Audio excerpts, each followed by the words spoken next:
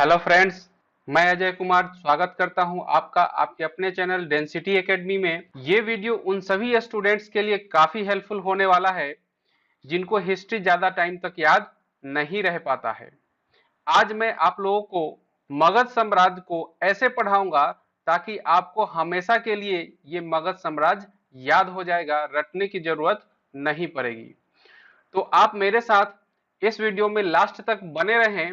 तो चलिए स्टार्ट करेंगे हम लोग मगध साम्राज्य के बारे में और जानेंगे कि मगध साम्राज्य में किन किन राजाओं ने शासन किया और जो हमारे एग्जाम के लिए इम्पोर्टेंट है, जो जो घटनाएं, तो वो सारे फैक्ट्स को हम लोग पढ़ेंगे और जानेंगे मगध साम्राज्य के बारे में। मगध साम्राज्य प्राचीन काल से ही राजनीतिक उठापटक के साथ धार्मिक एवं सामाजिक जागृति का केंद्र बिंदु रहा है। मगध बुद्धकालीन समय में शक्तिशाली राजतंत्रों में से एक था जो आज के दक्षिण बिहार में स्थित है।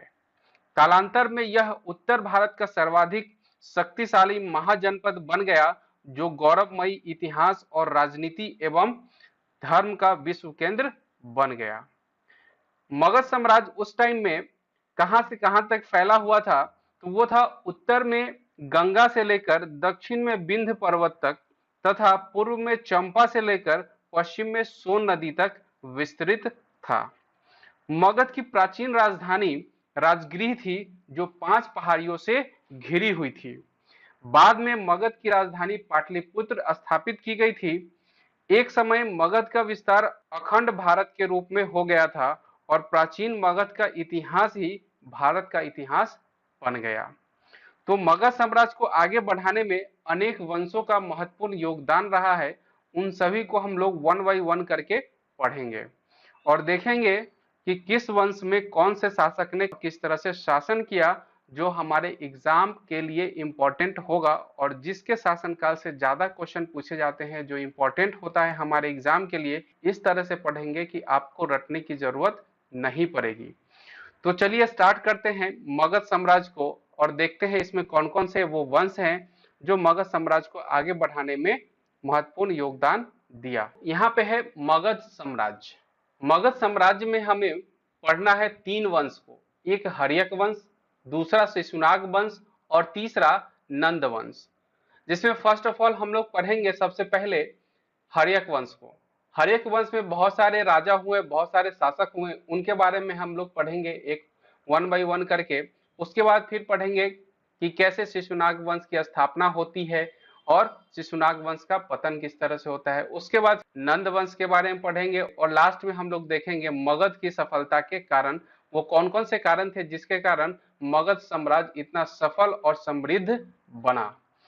तो सबसे पहले हम लोग देखेंगे हर्यक वंश को। हर्यक वंश का प्रथम शासक था बिंबिसार। तो बहुत सारे बुक्स में ये दिया गया है कि हर्यक वंश का संस्थापक बिंबिसार था और बिंबिसार की कहानी शुरू हो जाती है। तो बिंबिसार शासक कैसे बना मगध का, उसको हम लोग पहले इस वीडियो में पढ़ेंगे। तो बिंबिसार मगध का राजा कैसे बना, मगध का शासक कैसे बना, वो कहानी शुरू होती है महाभारत काल से। तो हम लोग चलिए देखते हैं वो कौन सी कहानी है जहां से बिंबिसार की शुरुआत होती है, हर्यक वंश की शुरुआत होती है। को हम लोग देखेंगे मगध साम्राज्य का प्रसिद्धि महाभारत काल से ही चली आ रही है। तो आपने सुना होगा महाभारत में, या फिर आपने टेलीविजन पर भी देखा होगा, महाभारत में एक कैरेक्टर है जरासंध। तो उसी के टाइम से एक कहानी चली आ रही है। उसके बाद बिंबिसार इस मगध का शासक बनता है। तो कैसे बनता है उसको हम लोग संक्षेप में देख लेते हैं, फिर आगे बढ़ेंगे हम लोग। ओके, तो जरासंध के पिता का नाम था बृहद्रथ और बृहद्रथ चेदीराज वसु का पुत्र था। बृहद्रथ चेदीराज वसु का पुत्र और जरासंध का पिता था। इसी बृहद्रथ ने एक बृहद्रथ वंश की स्थापना की थी। किसकी? बृहद्रथ वंश की स्थापना की थी, जिसमें जरासंध एक बहुत ही प्रतापी राजा हुआ करता था, बहुत ही प्रतापी शासक था, जो बाद में जाकर उसे बहुत ही अपने साम्राज्य पे घमंड हो गया, जिसके कारण पतन हो गया। तो उस समय बृहद्रथ वंश के समय मगध की राजधानी कहाँ थी? तो वो थी बसुमती, गिरिव्रज या कुशाग्रपुर के नाम से जाना जाता था। यही गिरिव्रज आगे चलकर राजगीर के नाम से प्रसिद्ध हुआ। जरासंध ने बहुत सारे राजाओं को हराया, बहुत सारे शासकों को हराकर अपने राज्य में मिलाया, मगध साम्राज्य में मिला लिया था। जैसे काशी, कोसल, चेते, मालवा, बांग, कलिंग, कश्मीर और गांधार, इन सभी राज्यों के राजाओं को पराजित कर जरासंध अपने राज्य में इन सभी को मिला लिया। कहानी शुरू होती है, जरासंध ने अपनी पुत्री की शादी मथुरा के शासक कंस से की थी। अपनी पुत्री की शादी किससे की थी? मथुरा के शासक कंस से की थी। कंस का नाम तो आप लोग जानते ही होंगे, जिसकी हत्या भगवान श्री कृष्ण ने की थी। वासुदेव श्री कृष्ण की सहायता से पांडव पुत्र भीम ने जरासंध को मल्ल युद्ध में मार दिया था। आपने महाभारत में देखा भी होगा टेलीविजन पे, और ये कहानी पढ़ा भी होगा कि जरासंध की हत्या एक मल्ल युद्ध में होती है, जो कि पांडव पुत्र भीम के द्वारा होती है, और इसमें उनकी सहायता करते हैं वासुदेव श्री कृष्ण। ओके, तो बृहद्रथ वंश जो है, बृहद्रथ वंश का अंतिम राजा होता है रिपुंजय। रिपुंजय इस वंश का अंतिम राजा होता है। जरासंध के बाद बहुत सारे राजा हुए, लेकिन इसमें सबसे अंतिम राजा होता है बृहद्रथ वंश का, वो होता है रिपुंजय। रिपुंजय का एक दरबारी मंत्री था पुलक, उसने रिपुंजय को मारकर अपने पुत्र को राजा बना देता है। पुलक अपने राजा रिपुंजय को मारकर अपने पुत्र को राजा बना देता है। अब उसी में एक अन्य दरबारी होता है महीय नाम का, जिसने पुलक और उसके पुत्र को मारकर अपने पुत्र बिंबिसार को गद्दी पर बैठा देता। यहां से कहानी शुरू होती है बिंबिसार की। तो महीय ने पुलक और उसके पुत्र को मारकर अपने पुत्र बिंबिसार को गद्दी पर बैठा देता। बिंबिसार, एक महावंश के अनुसार बिंबिसार 15 वर्ष की आयु में सिंहासन पर बैठा था। ऐसा महावंश के अनुसार कहा जाता है कि बिंबिसार 15 वर्ष की आयु में सिंहासन पर बैठा था। तो यहां से कहानी शुरू होती है बिंबिसार की। अब हम लोग देखेंगे कि किस तरह से बिंबिसार शासन करता है और कौन कौन सी घटनाएं होती है बिंबिसार के जीवन काल में, और जो हमारे एग्जाम के लिए इंपॉर्टेंट बन जाता है। ओके, तो ये कहानी आपको समझ में आई होगी कि बिंबिसार किस तरह से मगध की राजगद्दी पर बैठता है और शासक बनता है। तो चलिए आगे हम लोग चलते हैं हर्यक वंश की तरफ। अब यहाँ पे जब बिंबिसार शासक बनता है तो वह एक वंश की स्थापना करता है, वो होता है हर्यक वंश। बिंबिसार हर्यक वंश की स्थापना करता है। हर्यक वंश का संस्थापक कौन था? तो वो था बिंबिसार। हर्यक वंश का संस्थापक बिंबिसार को माना जाता है। उस समय मगध की राजधानी राजगिरी थी। कहाँ थी? राजगिरी। मगध की राजधानी राजगिरी थी। मगध का सर्वप्रथम उल्लेख अथर्ववेद में मिलता है। कहाँ पे मिलता है? अथर्ववेद में मगध का सर्वप्रथम उल्लेख देखने को मिलता है। इस हर्यक वंश को पितृहंता वंश भी कहा गया है। पितृहंता वंश क्यों कहा गया है, ये हम लोग जब आगे पढ़ेंगे तो आप लोग को पता हो जाएगा कि क्यों हर्यक वंश को पितृहंता वंश भी कहा गया है। तो चलिए चलते हैं बिंबिसार के शासन को पढ़ते हैं, और बिंबिसार से रिलेटेड जो भी हमारे एग्जाम्स के लिए इंपॉर्टेंट है और जो बार बार एग्जाम्स में पूछे जाते हैं और पूछे जाने की संभावना है, जिस तथ्यों की, जिस फैक्ट्स की, उसको हम लोग देखते हैं। बिंबिसार 544 ईसा पूर्व में मगध की राजगद्दी पर बैठता है और 492 ईसा पूर्व तक यह शासन करता है। लगभग 52 ईयर्स, 52 वर्षों तक मगध के सिंहासन पर राज करता है बिंबिसार। यह भारतीय इतिहास में पहला शक्तिशाली शासक होता है जिसने अस्थायी सेना रखी थी। अस्थायी सेना रखने वाला यह भारतीय इतिहास का प्रथम शासक बना। यह सेना रखने वाला प्रथम शासक बना, इसलिए इसे श्रोणिक या सेनीय के नाम से भी जाना जाता है। इसका नाम श्रोणिक या सेनीय भी है, उपनाम श्रोणिक या सेनीय भी है। किसका? तो बिंबिसार का। यह बिंबिसार महात्मा बुद्ध का अनुयायी एवं संरक्षक भी था। महात्मा बुद्ध का अनुयायी भी था और संरक्षक भी था। बिंबिसार एक कूटनीतिज्ञ और दूरदर्शी शासक था। इसके बाद हम लोग बात करते हैं आगे बिंबिसार ने किस तरह से मगध साम्राज्य को फैलाया और बढ़ाया। राज्य के विस्तार की नीति थी इसकी। वैवाहिक संबंधों के आधार पर इसने मगध का विस्तार बहुत सारे देशों में कर दिया। बहुत बड़े एरिया में मगध का विस्तार कर दिया था वैवाहिक संबंधों के आधार पर। बिंबिसार ने 3 शादियां की थी। बिंबिसार ने 3 विवाह किए थे, जिसमें प्रथम विवाह किया था कौशल राज की पुत्री तथा प्रसेनजीत की बहन महाकौशल के साथ। प्रथम विवाह कौशल राज की पुत्री तथा प्रसेनजीत की बहन महाकौशल के साथ बिंबिसार ने प्रथम विवाह किया था। इस विवाह के उपरांत क्या परिणाम हुआ कि कौशल राज के साथ इसकी शत्रुता समाप्त हो गई और इसे दहेज में काशी मिला था। काशी जगह है, वो इसे दहेज में मिला था। ये परिणाम हुए प्रथम विवाह। उसके बाद इसने द्वितीय विवाह किया था लिच्छवी नरेश चेटक की पुत्री चेलना से। लिच्छवी के राजा थे चेटक, तो चेटक की पुत्री चेलना से बिंबिसार ने द्वितीय विवाह किया था लिच्छवी की राजकुमारी चेलना से। तो इन दोनों से इसे एक पुत्र प्राप्त हुआ जो था अजातशत्रु। अजातशत्रु जो कि आगे चलकर हर्यक वंश का बहुत ही आक्रामक शासक बनता है, तो उसके बारे में हम लोग आगे पढ़ेंगे किस तरह से अजातशत्रु शासन करता है बिंबिसार के बाद। तो यहां से हमें ये एक फैक्ट याद रखना है जो मैं आपको बता रहा हूं। इसने पहली शादी की थी महाकौशल से जो कि प्रसेनजीत की बहन थी। अजातशत्रु की माता ही हो गई है। महाकौशल भी तो अजातशत्रु की माता ही कहलाएंगी। तो माता की भाई, माता का जो भाई होगा वो कौन होगा? वो होगा मामा। अजातशत्रु के मामा थे कौन? प्रसेनजीत। कौशल राज्य के शासक प्रसेनजीत अजातशत्रु के मामा हुए। ये मैं क्यों बता रहा हूं, ये आगे चलकर मैं इसकी चर्चा करूंगा जब अजातशत्रु के बारे में हम लोग पढ़ेंगे। तो यहां से आप याद रखेंगे प्रसेनजीत कौन थे? तो वो थे अजातशत्रु के मामा, रिलेशन में अजातशत्रु के मामा थे। ठीक है। उसके बाद बिंबिसार ने तीसरी शादी की थी मद्र देश के राजा की पुत्री क्षेमा के साथ। मद्र देश उस समय मद्र देश कहा जाता था पंजाब को। अभी का जो पंजाब वाला एरिया है उस समय मद्र देश के नाम से जाना जाता था।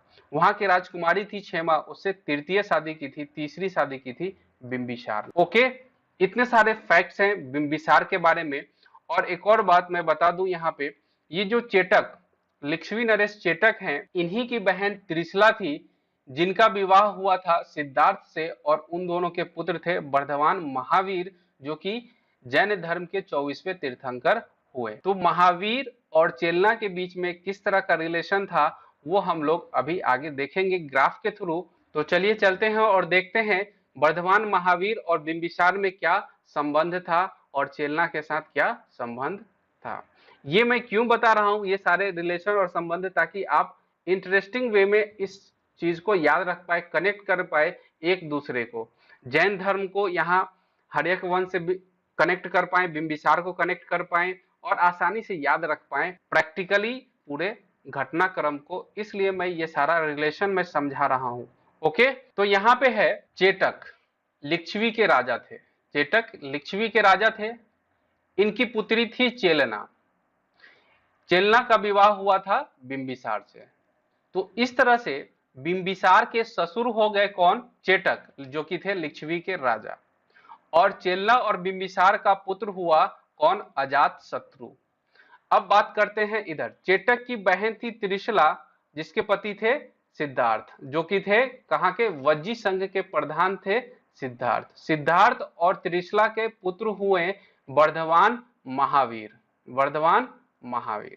तो यहां से हम लोग समझते हैं वर्धमान महावीर के माता का नाम था त्रिशला और त्रिशला के भाई हुए चेटक। मतलब महावीर के मामा बन गए ये चेटक। महावीर के मामा थे चेटक और मामा की बेटी जो थी चेलना। तो मतलब महावीर के ममेरी बहन थी कौन? चेलना, और ममेरी बहन का पति बिंबिसार, और ममेरी बहन का कौन पुत्र हुआ? अजातशत्रु। इस तरह से महावीर से कनेक्टेड है चेलना, अजातशत्रु और बिंबिसार। उसके बाद हम लोग जब चेलना की तरफ से देखते हैं तो क्या है कि चेलना के पिता थे चेटक जो कि थे लिच्छवी के राजा। तो पिता की बहन कौन होगी? फुआ होगी। तो फुआ का पुत्र कौन है? फुफेरा भाई हो जाएगा। तो चेलना के फुफेरा भाई हुए कौन? वर्धमान महावीर जो कि जैन धर्म के 24वें तीर्थंकर हुए। ओके, तो इस तरह से हमें इस रिलेशन को याद रखना है। इस तरह से आप ज्यादा दिन तक याद रख पाएंगे किसी भी इतिहास की घटनाओं को अगर आप कनेक्ट करके पढ़ेंगे कि कौन किससे कनेक्टेड था और किस तरह से संबंधित था। उसके बाद जैन धर्म वाले वीडियो में मैंने बताया था, पढ़ाया भी था ये सारा कुछ, कि महावीर की शादी हुई थी यशोदा नाम की राजकुमारी से, और इन दोनों को एक पुत्री हुई थी जिसका नाम था प्रियदर्शना। और प्रियदर्शना की शादी हुई थी, विवाह हुआ था जमाली नामक महावीर के शिष्य से। महावीर के शिष्य थे जमाली और प्रथम विरोधी भी थे जमाली महावीर के। ओके, तो महावीर के दामाद का नाम था जमाली। तो इस तरह से ये सारा रिलेशन संबंधित था महावीर से चेलना और बिंबिसार का कनेक्शन इस तरह से था। ओके, तो अब हम लोग चलते हैं बिंबिसार की तरफ। हम लोग अभी पढ़ रहे हैं बिंबिसार को। मैंने ये बीच में इसलिए बताया ताकि आप इस संबंध को याद रख पाए और कनेक्ट कर पाए महावीर को और बिंबिसार को। ओके, अब हम लोग चलते हैं बिंबिसार के जीवन के कुछ घटनाओं को देखेंगे और किस तरह से उसने मगध के साम्राज्य को आगे बढ़ाया। चीज को हम लोग आगे और अच्छे से पढ़। तो बात आती है बिंबिसार की। तो बिंबिसार ने अंगराज के राजा ब्रह्मदत्त को पराजित कर दिया।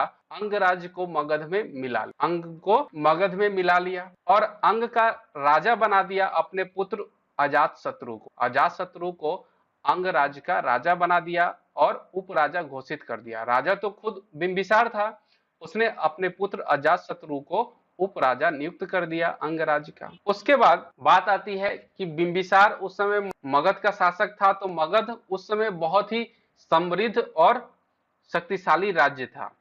उसी तरह का एक और राज्य था जो कि था अवंती। मगध का वास्तविक शत्रुता थी किसके साथ? अवंती के साथ। और अवंती भी बहुत ही समृद्ध राज्य था। वहां के राजा थे चंद्रप्रदोत महासेन। चंद्रप्रदोत महासेन थे अवंती के राजा और अवंती की राजधानी थी उज्जैन। तो वास्तविक शत्रुता थी अवंती के राजा के साथ, अवंती राज्य के साथ। यहां पर बिंबिसार ने इस अवंती के राजा के साथ युद्ध किया।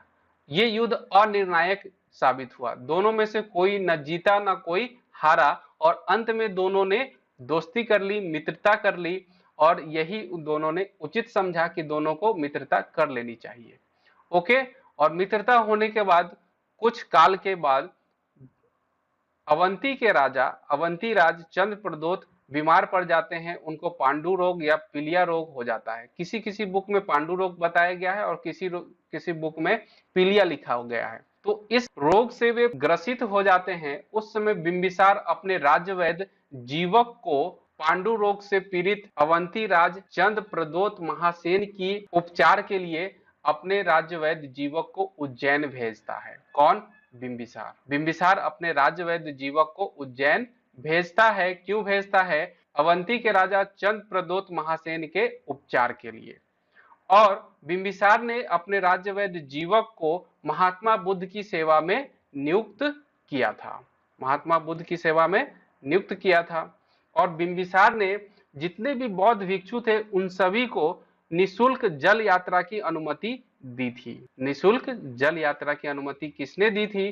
तो वो बिंबिसार ने दी थी। बिंबिसार की हत्या कर देता है उसका पुत्र अजातशत्रु और शासक बन बैठता है मगध पे। बिंबिसार का पुत्र ही उसकी हत्या कर देता है। इसीलिए अजातशत्रु को पितृहंता शासक भी कहा जाता है। मैंने शुरू में बताया था कि हर्यक वंश को पितृहंता वंश भी कहा जाता है। क्यों कहा जाता है? कि अजातशत्रु ने अपने पिता की हत्या करके और मगध का शासक बनता है, इसीलिए इस वंश को क्या कहा जाता है? पितृहंता वंश कहा जाता है। इसके बाद फिर अजातशत्रु की भी हत्या इसके पुत्र ने कर दी थी, इसीलिए हर्यक वंश को पितृहंता वंश भी कहा जाता है। और किसी ग्रंथ में लिखा गया है कि अजातशत्रु ने अपने पिता बिंबिसार को 492 ईसा पूर्व में कारागार में बंदी बना लिया था और उसके एक साल के बाद 493 ईसा पूर्व में बिंबिसार की मौत हो जाती है कारागार में ही।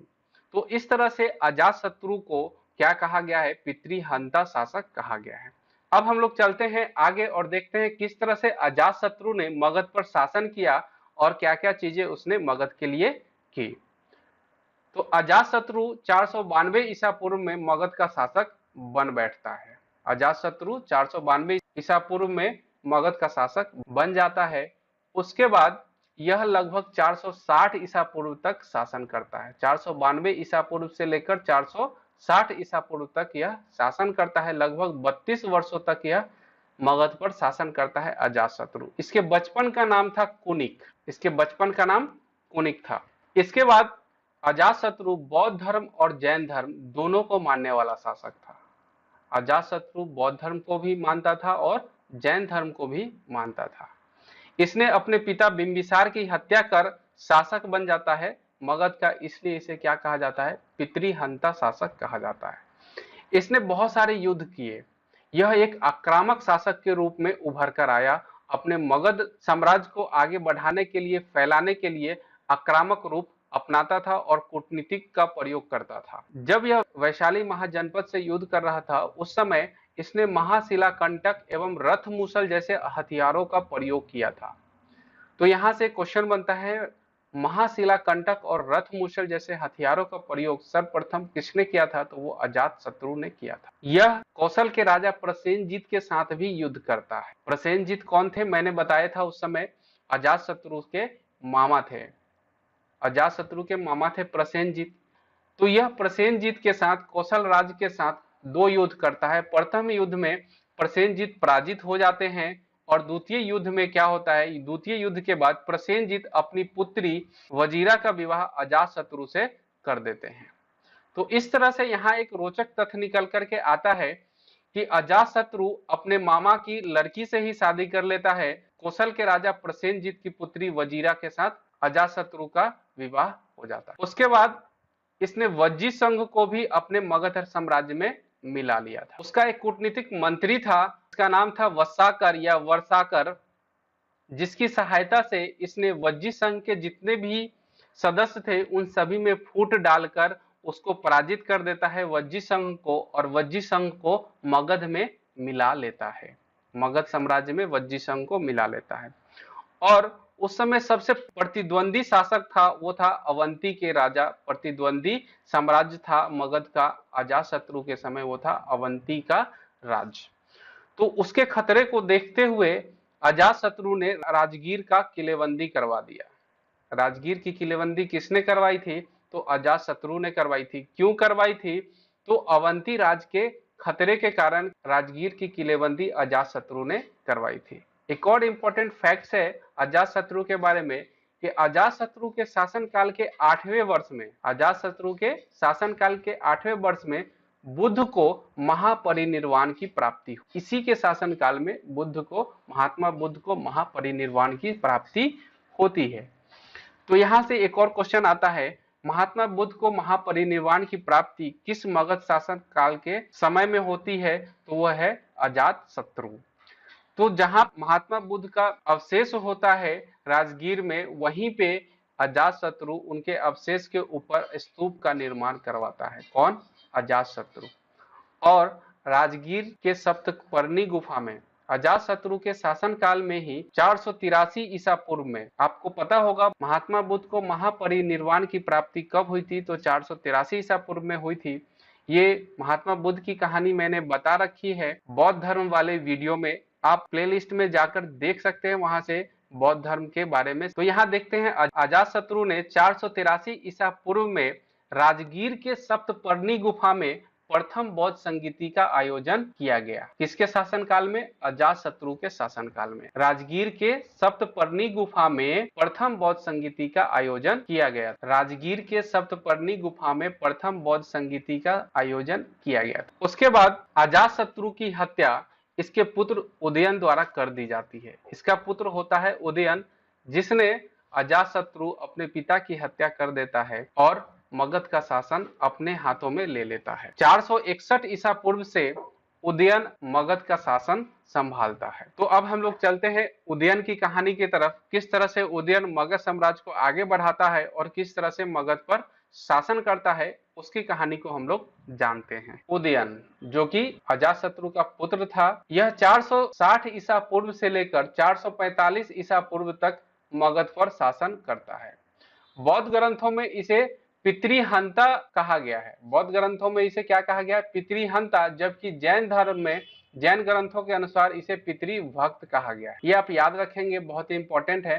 बौद्ध ग्रंथों में पितृहंता कहा गया है और जैन ग्रंथों में इसे पितृभक्त कहा गया है उदयन को। इसके माता का नाम था पद्मावती। उदयन के माता का नाम था पद्मावती। यह शासक बनने से पहले, मगध का शासक बनने से पहले चंपा का उपराजा था। चंपा का उपराजा था। चंपा एक जगह का नाम है जहां का यह उपराजा हुआ करता था उदयन। सबसे इंपॉर्टेंट बात है उदयन के बारे में जो हमें याद रखना ही चाहिए, वो कौन सा है कि इसने एक नगर बसाया था गंगा और सोन नदी के संगम पर। गंगा और सोन नदी के संगम पर उदयन ने एक नगर बसाया जिस नगर का नाम था पाटलिपुत्र। पाटलिपुत्र नगर की स्थापना किसने की थी? ये बहुत बार क्वेश्चन पूछा गया है। तो वो उदयन ने की थी, जो कि हर्यक वंश का राजा था और अजातशत्रु का पुत्र था। पाटलिपुत्र नगर को कुसुमपुरा नाम से भी जाना जाता था। पाटलिपुत्र नगर का नाम एक और नाम था जो कुसुमपुरा था। कुसुमपुरा के नाम से भी पाटलिपुत्र नगर को जाना जाता था। उदयन ने पाटलिपुत्र नगर बसाने के बाद अपनी राजधानी राजगिरी से पाटलिपुत्र स्थानांतरित कर ली और उसके बाद उदयन की भी हत्या हो जाती है। मगध के प्रतिद्वंदी राज्य अवंती के गुप्तचर के द्वारा उदयन की हत्या कर दी जाती है। उदयन की हत्या कौन करता है? मगध का प्रतिद्वंदी राज्य था अवंती, जिसकी राजधानी थी उज्जैन। तो वहां के गुप्तचर के द्वारा उदयन की हत्या कर दी जाती है। इसके बाद उदयन के तीन पुत्र थे, अनिरुद्ध, मुंडक और नागदशक। ये तीनों पुत्र, उदयन के तीनों पुत्र क्रमवार रूप से मगध पर शासन करते हैं। पहले अनिरुद्ध, फिर मुंडक, उसके बाद फिर नागदशक। नागदशक हर्यक वंश का अंतिम शासक हुआ। नागदशक एक बहुत ही विलासी और निर्बल शासक बना। नागदशक हर्यक वंश का सबसे अंतिम शासक था।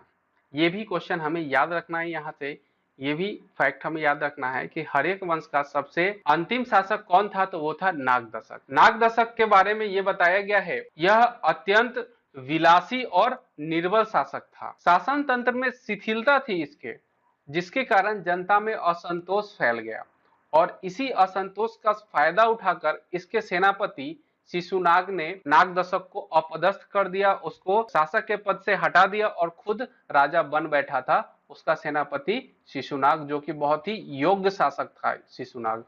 इस तरह से यहाँ पे हर्यक वंश का अंत हो जाता है और शिशुनाग जब राजा बनता है तो 412 ईसा पूर्व में एक शिशुनाग वंश की स्थापना करता है शिशुनाग।